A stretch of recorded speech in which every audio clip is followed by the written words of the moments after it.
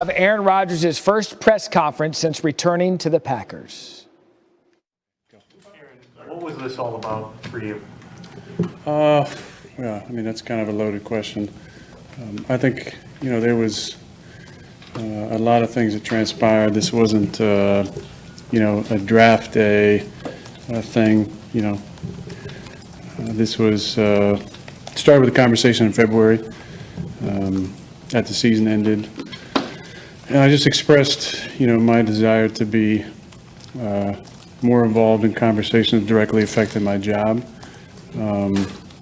Also, I wanted to help the organization maybe learn from them some of the mistakes in the past, in my opinion, about the way that some of the outgoing veterans were treated, and just the fact that we didn't retain a number of players that I felt like were core players to our foundation, our locker room, high character guys. I'm talking about Charles Woodson, Jordy Nelson, Julius Peppers, Clay Matthews, Randall Cobb, James Jones, John Kuhn, Brett Good, TJ Lang, Brian Balaga, Casey Hayward, Micah Hyde, guys who were, exceptional players for us, but great locker room guys, high character guys.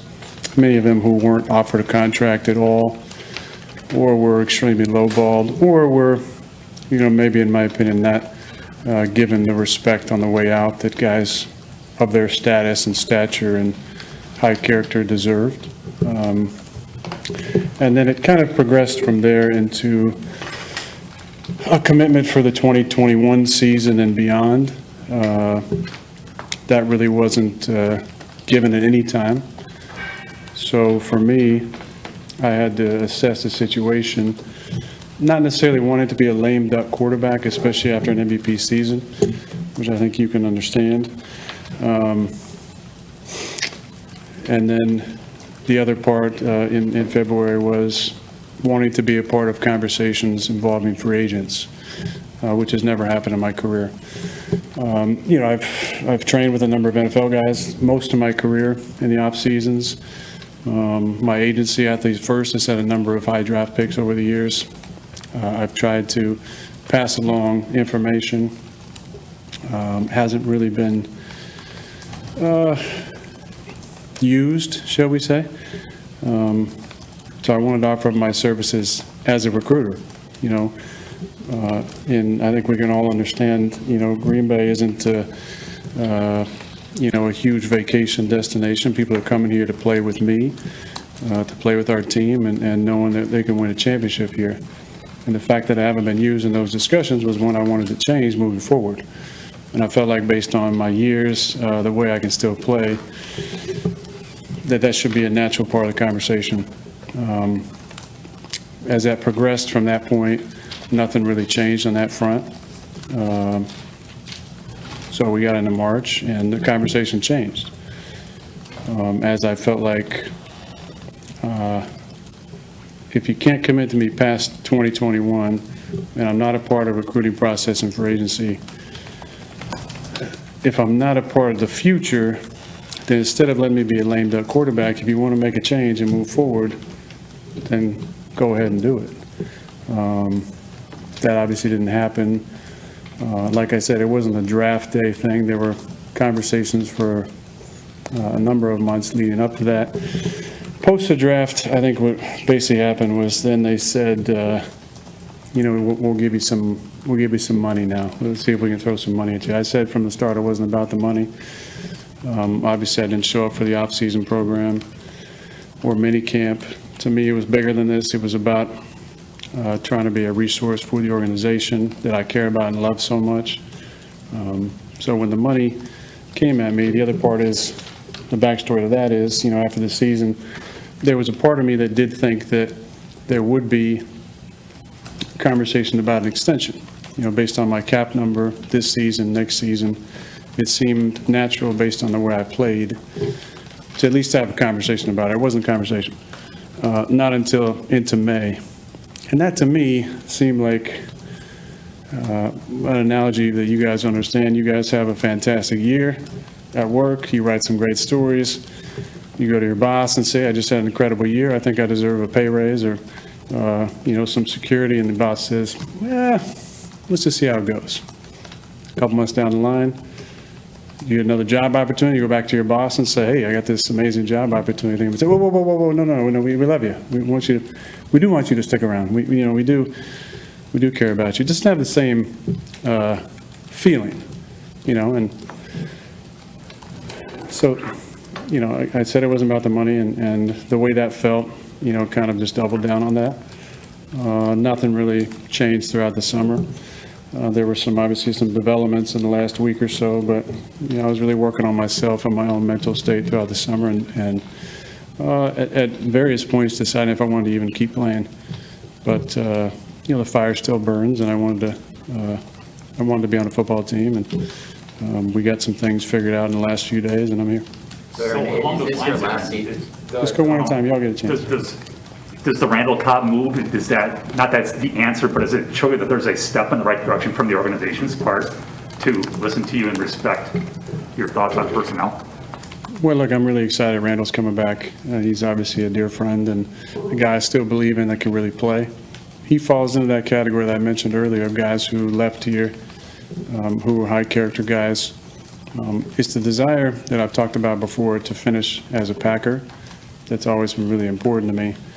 And it's important to those guys as well. The guys I mentioned, I talked to the majority of them this offseason because I wanted to hear their experience and how they felt leaving the team and the way it went down. So I had all the information. And I think there's a sadness underneath it all. Obviously, there's a sadness when your career ends, but a sadness that things went down the way they went down for a team that they cared about and loved and put their bodies on the line for so many years. So to get Randall back is really special. It's something that I talked about back in February, wanting to bring in a true slot receiver, which I thought would make our offense more dynamic, and I think Randall's a dynamic player. He has been when he's been healthy. Aaron, was there a point over the last few months when you seriously considered retirement for this? You might have, and at what point did you change your mind and decide to actually come back? Yeah, that's definitely something I thought about. I talked about how important being a full-timer was for a long time. This was the first time to spend the off-season away without a COVID year or a lockout year. And I enjoyed it. I really did. I took time working on myself and trying to better myself in a number of areas where I feel like I could improve based on my own patterns and conditioning. And it was a lot of growth in that process. I continued to find joy and happiness in things off the field. However, there's still a big competitive hole in my body that I need to fill. And as I got back into my workouts, I just realized that I know I can still play, and I want to still play. And as long as I feel like I can give 100% to the team, then I should still play. Do you expect to be a Packer next year, or what would it take for you to be one next year? Yeah, I really don't know. I mean, I think things are in that direction haven't really changed at all. I think I'm just going to focus on this year. There's a lot of moving pieces besides myself, expiring contracts for a number of guys. So there's going to be a lot of tough decisions at the end of the year. I'm just going to enjoy this year and then revisit that conversation at the end of the season. Aaron, you said many times and you reiterated it's always been your goal to finish your career as a Packer. Do you hope that this progresses to a point where you feel all right with that moving forward? You said focus on this year, but do you still stand by what you said year after year that you want to finish it? I did, but as you recall, I said last year that there's some things that might be out of my hands at this point. And, based on them drafting my replacement, J-Lo last year, I think that kind of put things in motion. Based on the way the season went last year, there was nothing in last season that made me confident that I'd be back after 21 and maybe even not after 2020. Thought we could progress some of those conversations with maybe a greater commitment during the off season. Like I said, that really didn't happen, but that's why I just have to focus on this season. And I love this team. I love the fans, and the opportunity to play on Lambeau Field has been a dream come true. To be in my 17th season is really special. I don't take that for granted. I'm not a victim here at all. I just want to reiterate that. Like, I've been paid a ton of money by this organization. I'm so thankful to be a starter here for my 14th season. Not many guys have the opportunity to do that. So I'm not, I don't feel like anything's been done to me. It's a business. You know, it's an incredible opportunity to play this game. It's a tough business too, though, and this is part of it. So I totally get that point, and that's not lost on me. That's why I'm just going to enjoy this season like I did last year, have the right perspective, and then make decisions at the end of the season. Aaron, help me with the recall on this. We came in here, I think it was 2018, and Kirk Cousins had got his deal, and Matthew got his deal. And so these guys were asking you, hey, and you said, it's going to come, not concerned about the money. But I thought I remember you saying, I'm looking for is a partnership. Is that accurate? Because it wasn't long after that you got the deal. And then 6 months later on a Monday, they said that they called you on a golf course and said, it's Matt LaFleur, why don't you talk to him? Is that the kind of thing you're talking about, and did it fade away after that? Yeah, well, I wouldn't call that a partnership, that part of it. I mean, I wasn't involved in those conversations at all. I had talked to Matt after the deal had already been in place to hire him as a coach. So I wasn't part of that conversation. Let's just make that completely clear. I do love Matt, and we've had a blast together, and I'm glad he's here. But it's decisions like that have happened over and over and over again that make me realize that the organization looks at me and my job is just to play. In my opinion, based on what I've accomplished in this league, the way I care about my teammates, the way I show up in the locker room, the way I lead, the way I conduct myself in the community, it should tie myself to a little bit more input. The rules, are the same for most people, but every now and then there's some outliers, guys who've been in an organization for 17 years and won a few MVPs, where they can be in conversations at a different higher level. I'm not asking for anything that other great quarterbacks across the last few decades have not gotten. The opportunity to just be in conversation. So if you're gonna cut a guy who, based on a meritocracy, was our second best receiver in training camp last year for the majority of camp, maybe run it by me, see what I feel. I might be able to change your mind. But at least to be in a conversation makes you feel like you're important, you're respected. And that's what I tried to convey in February and for the first couple months. But no, it hasn't been that. That's just the way they do it. I don't necessarily agree with it, but objectively, there's been a lot of success here over the last 30 years. I just wanted to be a little bit more involved, and I understand that that's not the way it went. So, Aaron, did you not get any of those? I mean, all these things are reasonable things to want to be. Any of these things, did they give you anything or say anything like, yeah, we're going to do this, or is it just the same as it always was? I'm not sure, Rob, at this point. I can only say one of the things was to be involved in free agency. Because just talk to Preston Smith, why he came here and why he actually took a pay cut to re-sign. He knows that we got an opportunity to win a championship when I'm playing. And it's a sentiment that's echoed by other players across the league who hit me up that I'm friends with, that want to come or get traded or, come to Green Bay. They want to be a part of an opportunity to win a championship. And that's why I just wanted to make myself available, to have those conversations, to be maybe something that tips it over the edge if you're trying to sign a specific guy. So that wasn't a part of March at all. If they had shown security or, given you some assurances ahead that you would be here for several years, how would they do that financially, given their salary cap situation and not being in a situation where when you retire, there would be $70 million under the cap? How would you have done that? Yeah, it's a good question, Spoon. I think there's ways of doing that, through signing bonuses and stuff that can lessen the load for sure. But there wasn't a commitment past 2021. There was conversation about that. I know you guys were all talking about moving salary around through a restructure to open up some cap space for sure. Obviously, with the salary cap going down from the 190s to 182, they had I think everybody's contract who had a contract basically got restructured in some way. It was more just the approach. to not mention anything past 2021 made me feel like that I wasn't in the future plans, which again, I get it, it's a business, you know, and I'm not a victim here. I've made a ton of money here, and I've been really fortunate to play a long time and to play here. At the same time, I'm still competitive, and I still feel like I can play. I proved it last year. So I felt like making a commitment past the 2021 season was not a big deal. And there are ways to do that.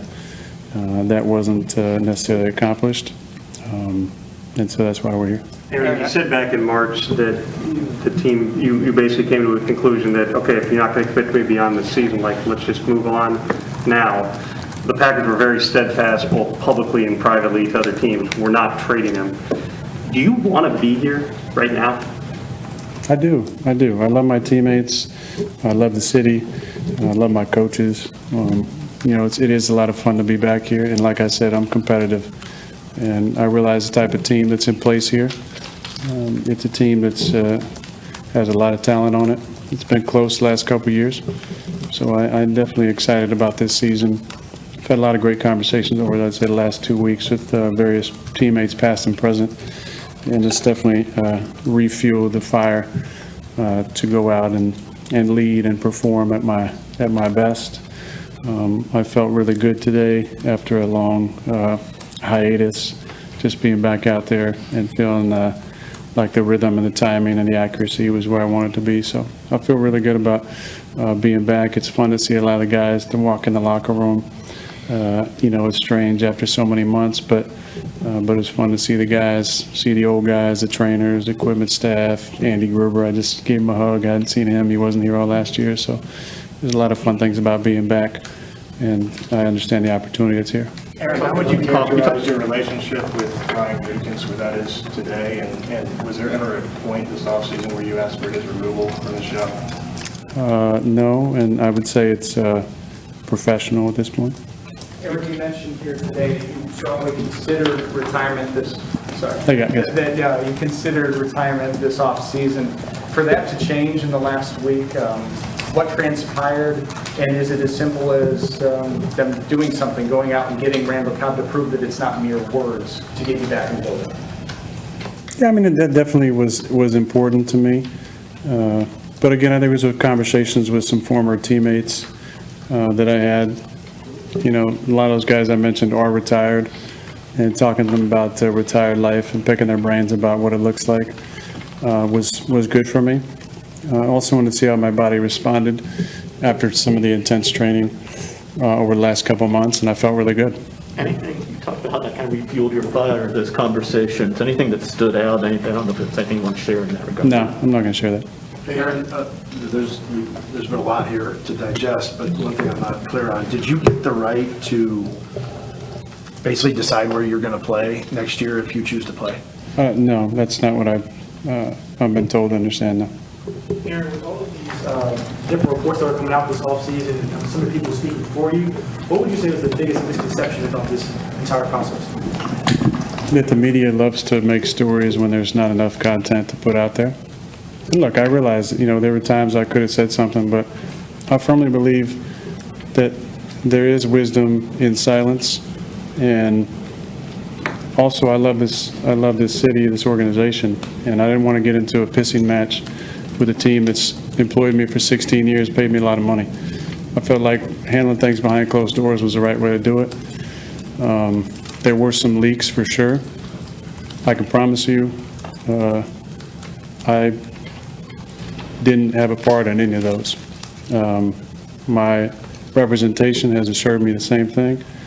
I don't know what benefit would be given to me by releasing any details about a restructured contract for me, about leaking stuff on draft day. I don't understand the motivation behind that, but look, I believe that the right way to do it was to have conversations with those people, both in person, Zoom, on the phone, behind closed doors, as they say, and didn't want to get into an argument in the public with a team that I really care about. Aaron, you mentioned this offseason was different. Just how different was it not being at OTAs for the first time in 16 seasons, and how did that benefit you? How did that work? Benefit you? Shoot, it was great. Look, like I said, I think it's important that we work on our mental state. And as you've seen with Simone Biles, I think there needs to be more conversation around that. We as athletes are often put on a pedestal that we're not, that we're beyond any, mental hindrances or clutter. And the only time that mental health often gets talked about is when it's under the conversation of depression. I didn't have any depression, but I have a ton of respect for people who speak out in those situations. For me, it was just about clearing any of the clutter. And that's what I tried to do this off season by adjusting some habits,